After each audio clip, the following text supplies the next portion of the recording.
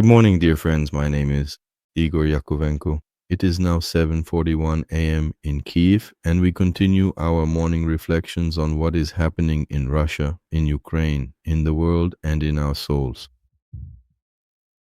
We have recently moved away from the topic of Ukraine. This is bad, this is wrong. Therefore, we will gradually return it. I understand that what is happening in the Middle East is, of course, well, let's say, deeply unsettling and striking to the imagination, and is indeed, well, perhaps a critically important international event. But still, Ukraine, in my personal view, is even more important. So, Ukraine, the good news today is that last night in the port city of Novorossiysk, there was a whole series of powerful explosions, and preliminarily it is believed that, well, at least sources in Ukraine say that it was most likely an oil terminal that caught fire. Shakaris. So let's watch a video to see what it looked like.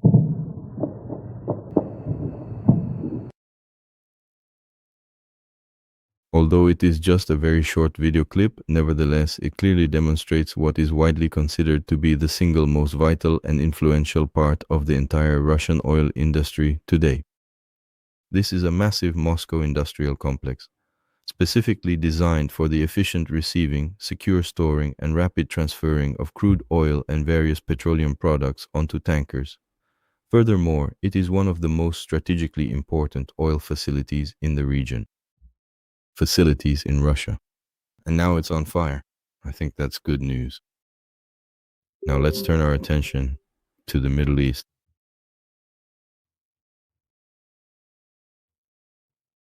Here, naturally, I'll start with news from Trump.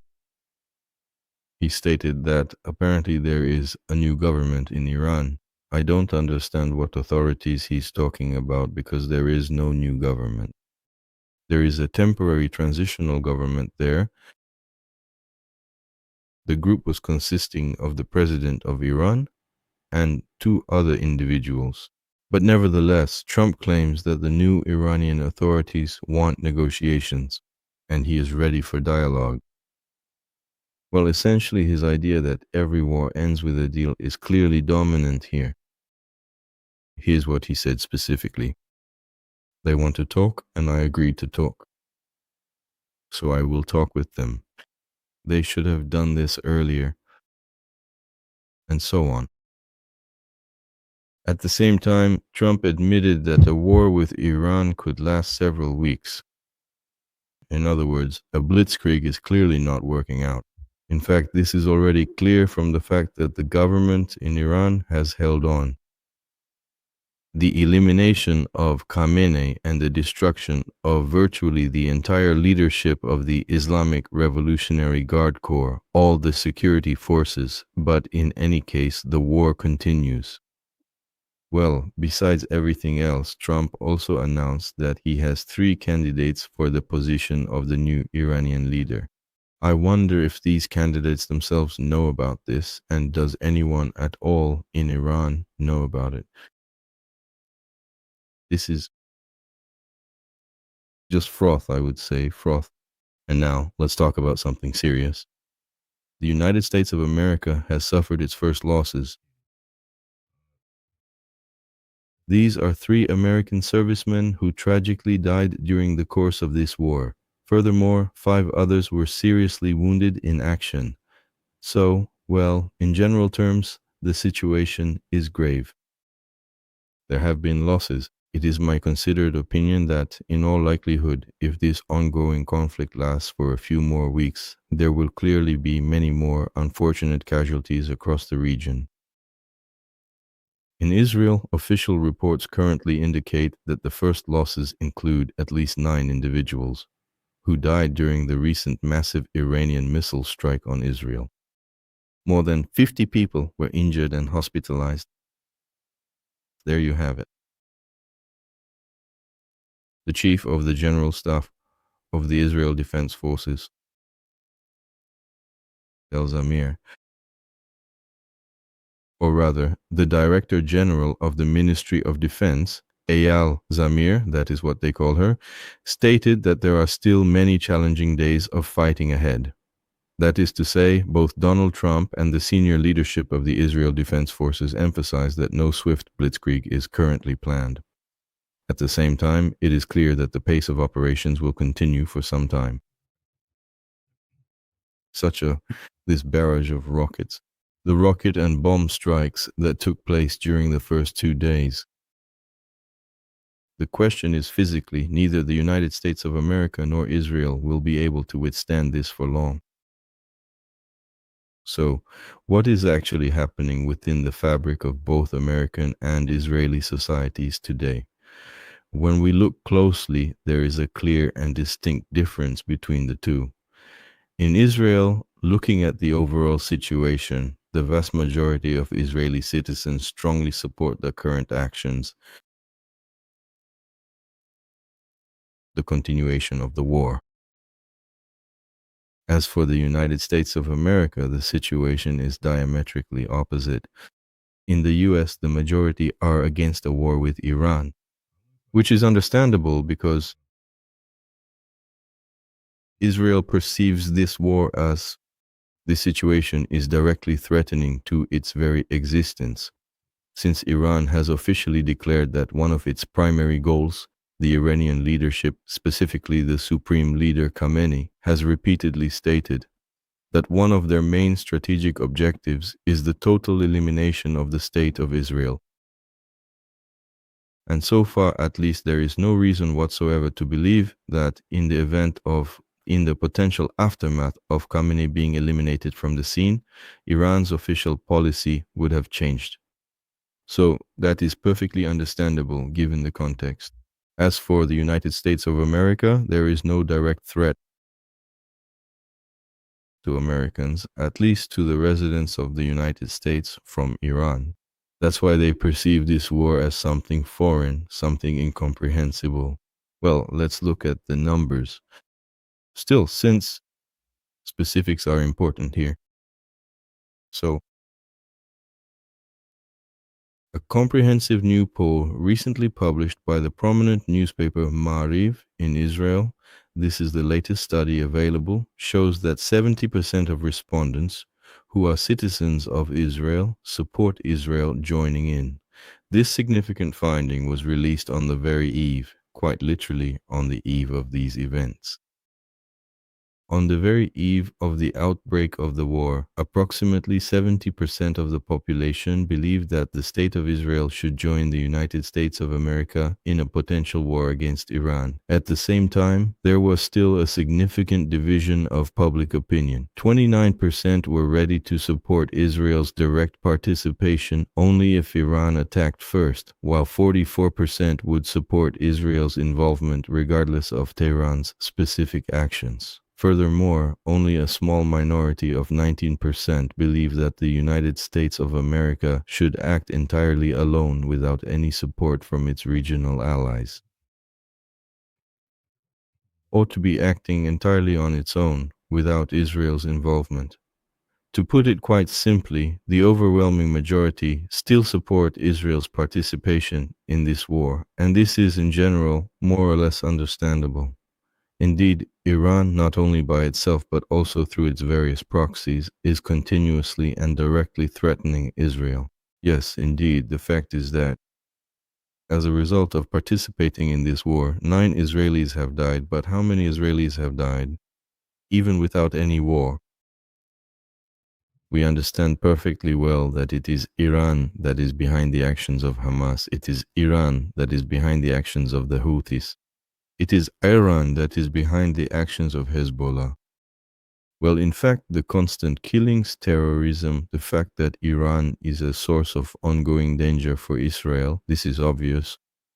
Therefore, the positions of the Israelis are understandable. The United States of America. Here, the situation is entirely and fundamentally different. And, as a matter of fact, I have been following public opinion with a great deal of attention. In the United States, on the eve of the military invasion of Iraq and during the military invasion of Iraq. And back then, I remember it well. The Gallup poll at that time showed that 72% of Americans supported the invasion of Iraq. Well, now, as we find ourselves on the eve of this major potential war against Iran, there have been a significant number of polls released. This was back in February. At that point, only 21% of the American people supported a direct military attack on Iran. At the same time, a much larger group, 49% of those surveyed, were firmly against any form of military action, while 30% of the public were still undecided on the matter. A significantly more definite position was, well, not more definite, but about the same position was carefully observed at the end of January. This was the YouGov company. They conducted a poll in which 48% were against military action and 28% supported it. Now, if we talk about the scenario of supporting the protesters, 52% of Americans were against it. That is to say,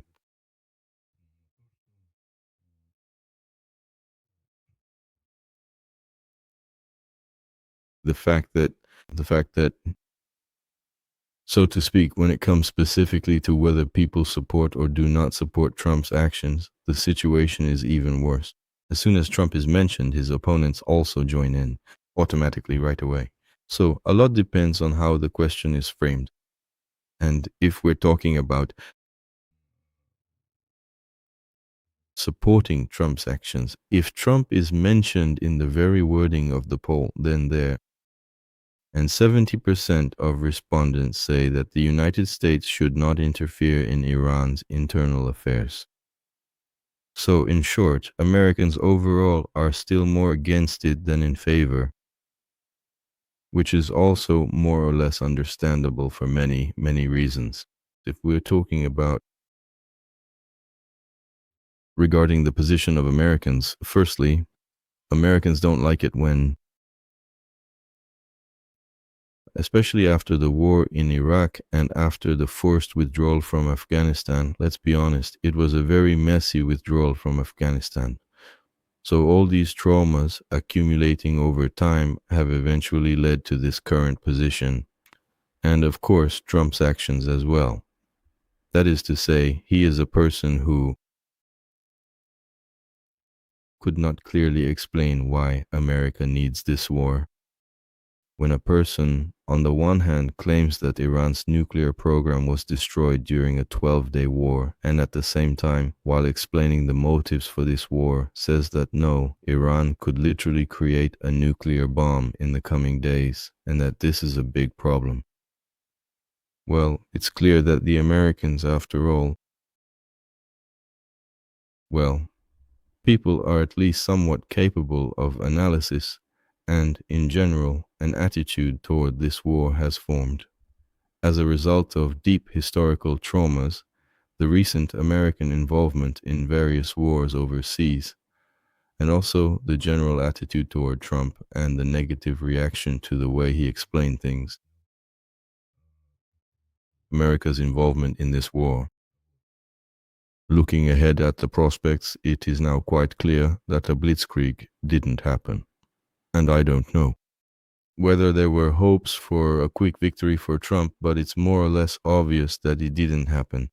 This is a massive country of over 100 million people with a rather complex internal structure, and yet, despite everything that has happened, despite its truly incredible heterogeneity and its social complexity, it has ultimately proven to be very resilient and stable over time.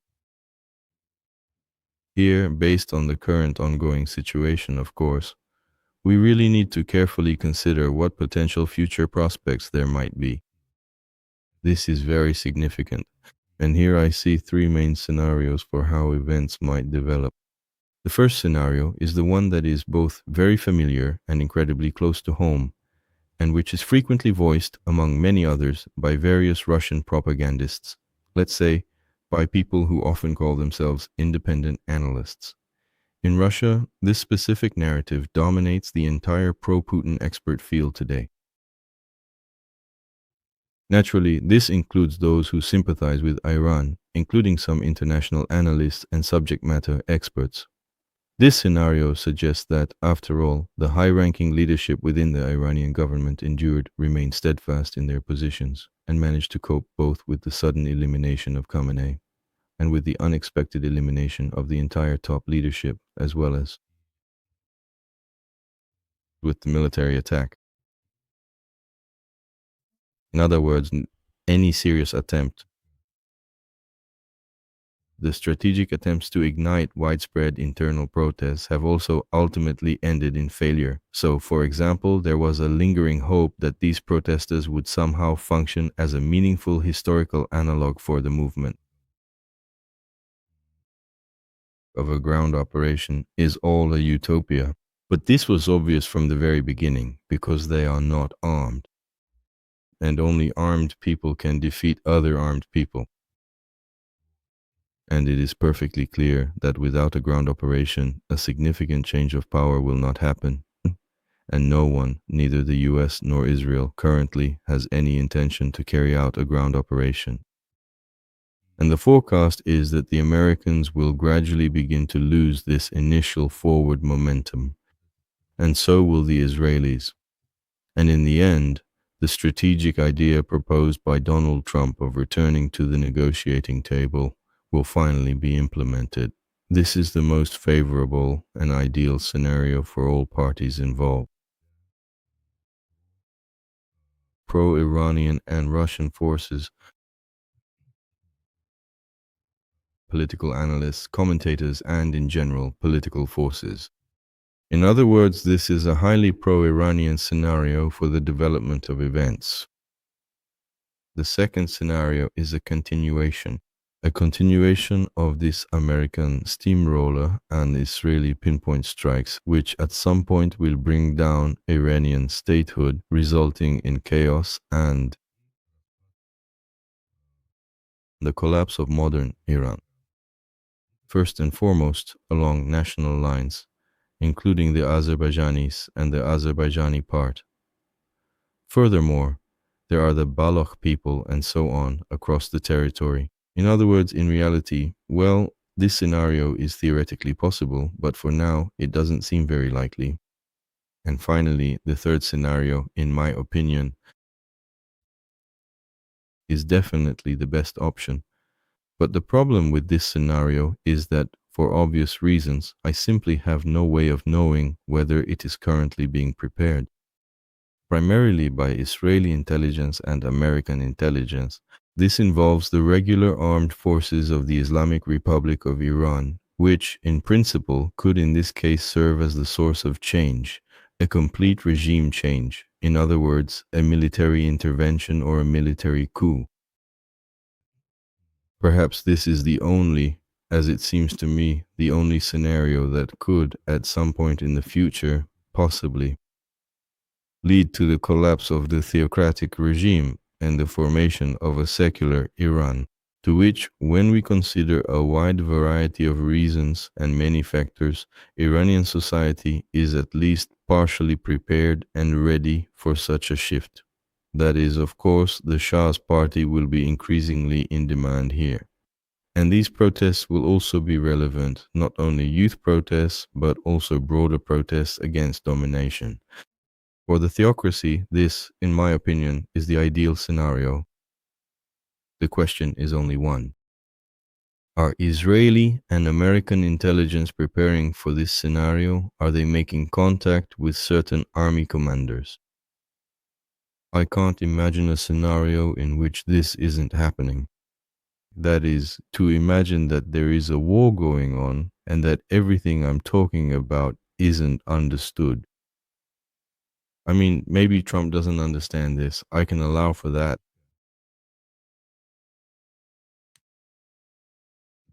But the idea that Israeli intelligence and American strategic analysts might not fully understand this, I think they actually understand the situation much more deeply than I do. Therefore, of course, there have been numerous attempts to reach out to them, to probe, and to carefully test the waters, so to speak, to gauge the mood. Within the ranks of the army leadership, of course, there have certainly been several such attempts made. Given the high level of comprehensive awareness about the state of the Iranian leadership that has been demonstrated per reports from Israeli intelligence services, when this operation to liquidate Khamenei took place, it was done on the basis of data, wiretaps, and telephone conversations and surveillance, and Khamenei himself was naturally shielded and protected from this, but through his bodyguards and various military personnel, the actual physical location of all was kept secure. Officers of the Islamic Revolutionary Guard Corps, starting from the rank of major, if they have such capabilities, then naturally. And the phone conversations of the high-ranking military leadership, of course, they monitor all of them. They know everything. I do not rule out that they simply have the ability to carefully track the official correspondence of the high-ranking military commanders of the Iranian army. And this means that they are aware of the prevailing sentiments. That is why I am really hoping for this third option. It seems to me that it is the only possible one, and it could rid the world of this dangerous theocratic terrorist regime which has been taking shape in Iran since January 1979. That's as far as the scenario is concerned. There is another event that is happening almost completely unnoticed, which has been overshadowed. If the war in Ukraine has been pushed to the background, and there is yet another event that has completely disappeared. In other words, it is happening, but it doesn't seem to exist. In the main global media outlets, and not just global, but most notably in Russian language media, this is the Afghan-Pakistani war, which has been going on for many years now. For 8 full days now, the war involving the United States, which, as it seems, cannot even be described as a simple conflict. This is a full-scale war. It originally started on the 21st of February, and it shows absolutely no signs of ending. So on February 21st,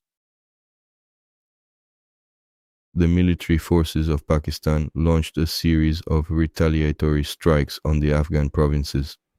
In response, the government in Kabul reacted swiftly, and Afghan forces launched a large-scale military operation against Pakistan. On February 27th, Pakistan formally and officially declared a state of open war with Afghanistan. This war has been going on for 8 days. There are currently no prospects for its end in sight. So that is to say,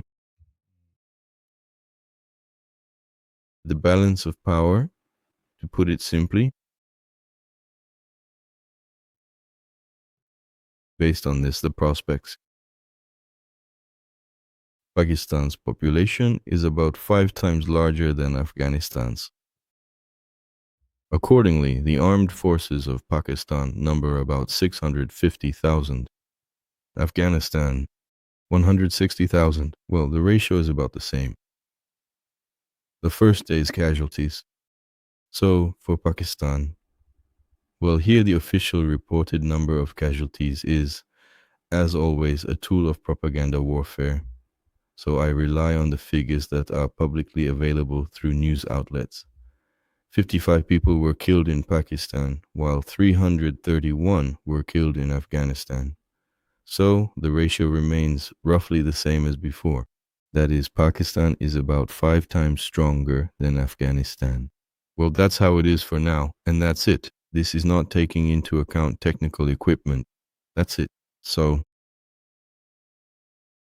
to be more specific, actually, here, the unique characteristic of this war is that Pakistan is a nuclear power, which is unlike Afghanistan.